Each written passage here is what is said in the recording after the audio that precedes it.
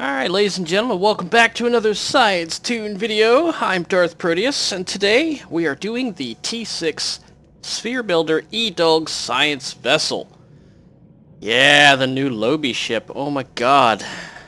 It's the ugly little thing, and most people really hate the way it looks. But I don't usually fly ships based on just their looks. Me personally, I kind of like this one with the whole trident effect they've got going on.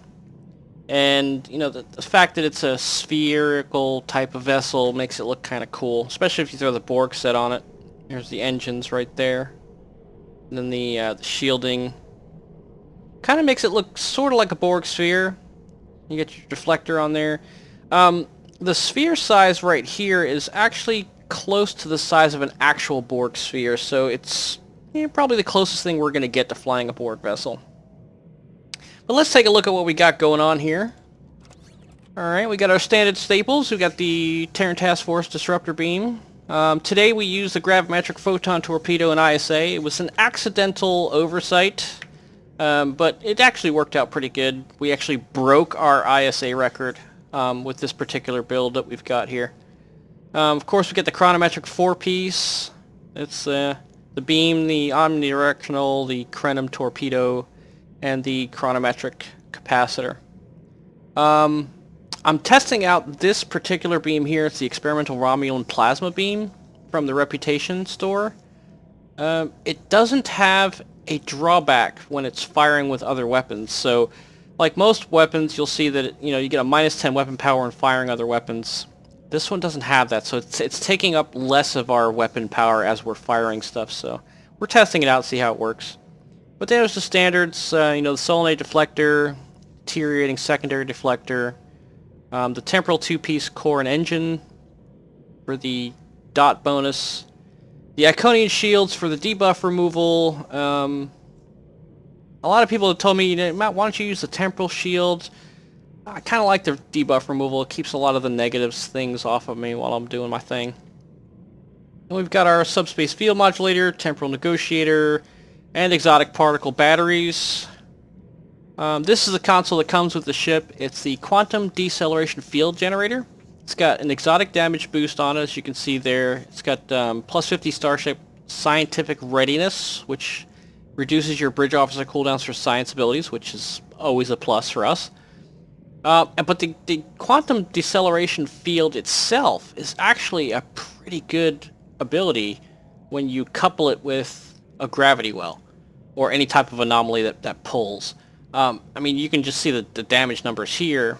We're getting quite a bit of damage per second, and it increases with the amount of stacks of quantum deceleration that it has on the targets, which is really nice if you put a gravity well and suck up all those spheres.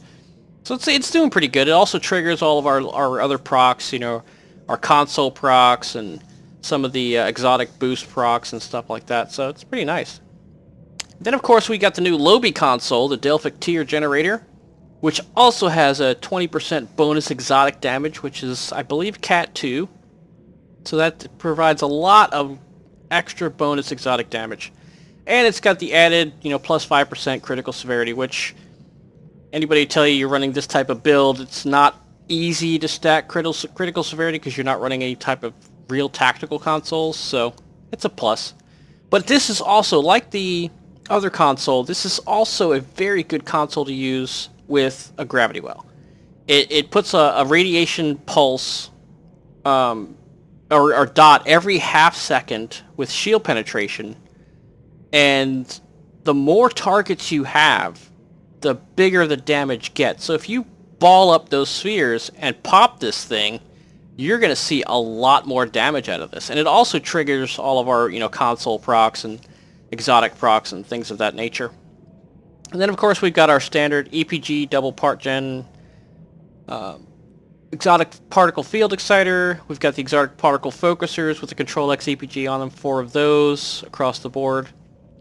Our constriction anchor for the exotic bonus damage, of course. The auxiliary ejection assembly for the exotic bonus damage, the extra auxiliary power, and it actually works out really nice for us to get across to the other side of ISA very quickly, because that is the key to ISA, is once you're done with that left side, you want to ignore all the stuff in the center and move to the right as quick as possible. Knock out the right side so that when all the spheres pop into the center, you can group them all up and boom, do some big science magic. And then of course we got the timeline stabilizer, which helps us with our cooldowns and our firing cycle haste and all that good stuff. Now let's get to the pets. These things are insane. These things are available if you purchase the T5 Erebus frigate ship. If you purchase that, you can unlock this to be able to buy the elite versions of those for this particular ship, or the carrier that came out of the lockbox. Now these things have dual anti-protons in the front, a regular anti-proton on the front, chronoton torpedo launcher, and then another anti-proton beam in the back. And then it has rapid decay, which is a temporal ability that debuffs the targets. Then you've got the channel deconstruction, which it does a little entropy building and a little bit of extra damage there. But then it's got torp spread 2 and fire at will 2. I mean, these things are monsters. I mean, they do really, really well. Not only are they debuffing your targets, but they're doing massive amounts of damage with the fire at will and the spreads. And then you add on top of the fact that they have the new Delphic anti-proton weapons. It doesn't say it here, but I've seen the firing cycles and I've seen the weapon coloring. It is the Delphic anti-proton weapons. Those add a proc that gives extra 10% severity and crit chance and keeps refreshing as they fire. So the fact that they've got fire at will 2 on there helps them keep that proc up there very nicely. So they're doing some decent damage. Now let's take a look at our skill set here. As you can see, the same basic skill set. We've got the Science Ultimate we're running on this one.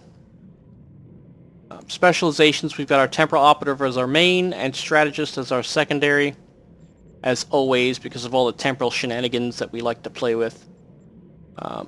Basic traits, we've got some of the staples: Inspirational Leader, Invasive Control Programming, Psychological Warfare, Fleet Coordinator, Thrill Seeker, Positive Feedback Loop, Particle Manipulator, and Conservation of Energy, all designed to stack our bonuses for exotic damage, help us get to the targets faster, and this, that, and the other thing. Then we're running this one. It's one of the new traits that came out of the lockbox. It's Subnucleonic Transferal. And basically what this does is it takes your subnucleonic beam and applies a siphon to it, an energy siphon basically. And this energy siphon, this ability, is affected by drain expertise. So the more drain you have, the bigger this bonus is going to be. Currently, mine, we're sitting at 18.2 negative to all power settings to the target, and plus 18.2 all power settings to us. So we're getting that extra power boost out of it, which is kind of nice, because you can do probably a good ISA run. You can fire off 2 subnucleonic beams. Alright, let's take a look at our starship traits here. We've got the Exotic Modulation for the bonus exotic damage.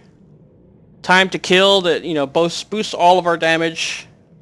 Stacks up to 3 times. Really, really nice. Every time you use Science Bridge Officer abilities. Really good stuff.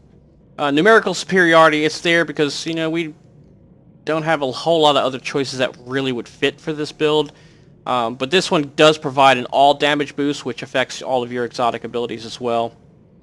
You got your Checkmate, which is extra exotic and projectile weapon damage from triggering Gravity Well 3. And then we're experimenting with the Delphic Phasing trait that comes off the ship, which basically is a energy damage buff to yourself, and an all damage immunity for 5 seconds if it triggers. So far it's been pretty good, keeping us alive for the most part, helping reduce some of that damage that we're getting from the massive amounts of threat that we generate, even though we're not a tank build.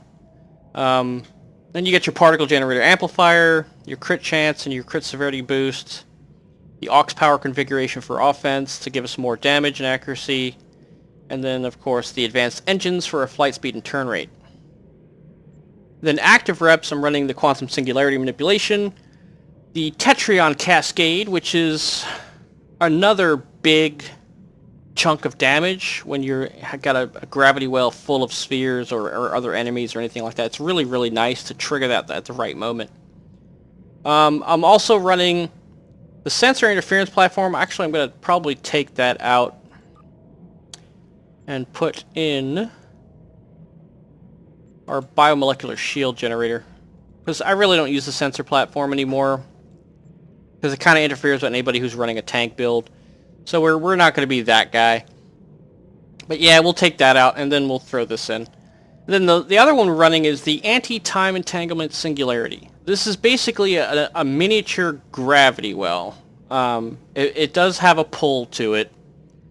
It does a lot of physical damage with 100% shield penetration per second to every target within a 4-kilometer radius. But it shrinks in on itself. What it also does is it debuffs their flight speed and turn rate and holds the target every so often on a 25% chance. But you throw this on top of a gravity well, everything is going to stay closer to the center. You're going to get more damage. You're going to get more, just lots and lots and lots of dots going off at the same time. I highly recommend it for anybody, not even for just science builds, for anybody. It's a T5 reputation ability, so you can put it on any build out there. If you're not using this, you're missing out on a very large chunk of DPS that could potentially help you increase your overall goals or your records.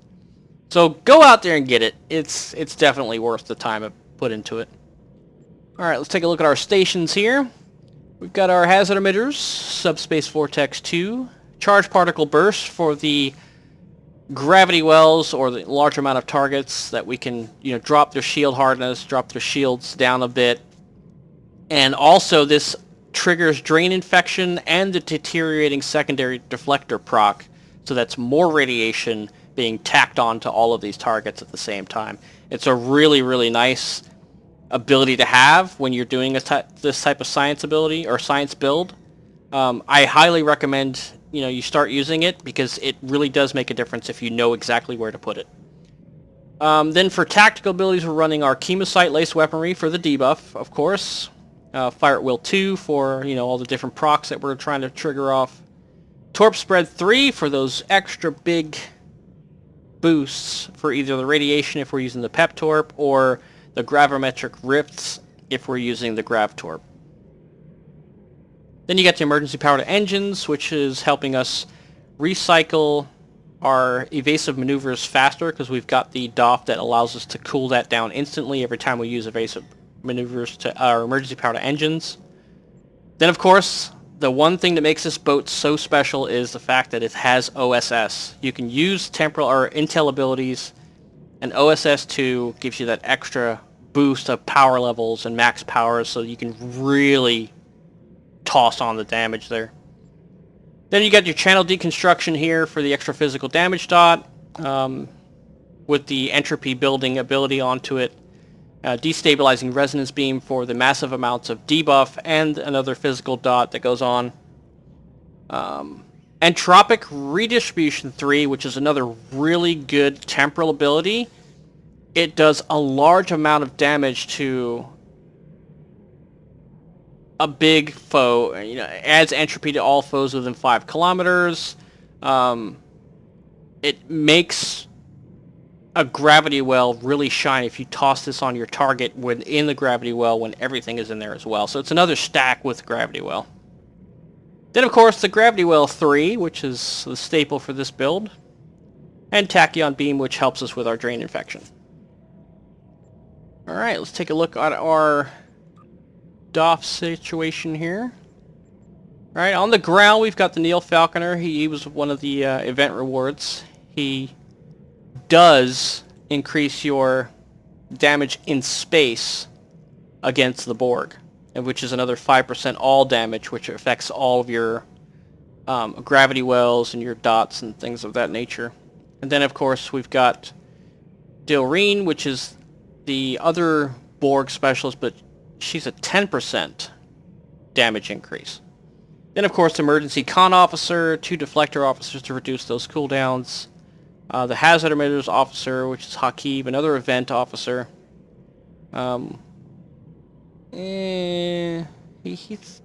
He's not my first choice, but we didn't have anything else to put in there.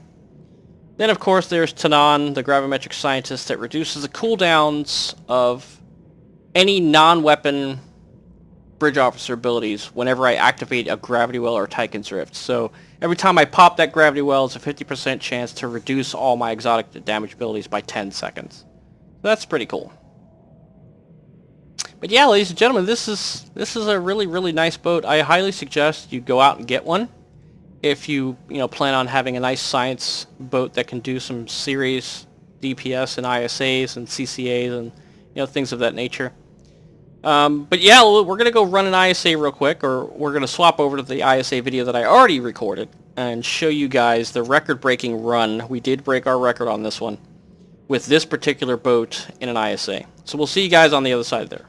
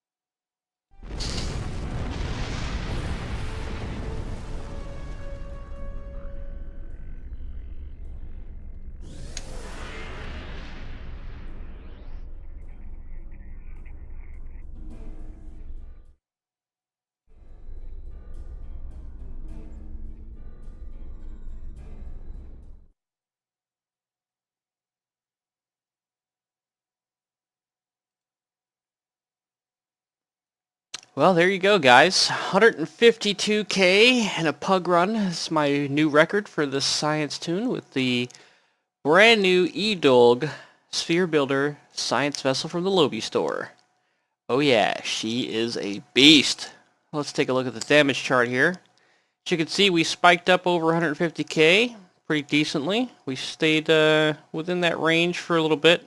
Dipped down a little bit when we died that one time. Could have been a little bit better positioning, but yeah, I'm still getting used to flying it. But yeah, overall not bad. A very, very versatile ship. Very good seating layout, the whole 9 yards. It's really good. I like it. Let's take a look at our analysis report here. Alright, secondary deflector, 28 grand. Not bad. Let's see, gravity well is 15. Pets did about 15. Drain infection almost 12. Or a little over 12. Entropic redistribution was 10K. Yeah, and oh, wow. We even messed up a little bit there. We used our gravimetric torp, which we usually use for the crystalline entity, but yeah, interesting. Some interesting numbers from that. Let's take a look at our pets here. Fleet support did about almost 6K, not too shabby. But you can see the Sphere Builder pets, the frigate class pets, they did some pretty nice numbers. Not too shabby at all. We had a really good target debuff of 170, not too shabby. I like it. Like it. Let's take a look at our damage chart here. Some pretty big spikes, nothing too huge, but not too shabby. So yeah, guys, there you go. There you have it. Another science toon video showing you that science toons, although they don't have the cool toys that the tactical toons have, they can be very, very deadly when you put things together the right way. So yeah, I hope you guys enjoyed this video as much as I enjoyed making it. If you liked it, hit that like, share it with your friends. If you want to keep up with our videos and check out what's coming up next, smack that subscribe button, stay informed. And as always, I am DarthProtius. You guys have a Trek day, and I'm out of here. Check out.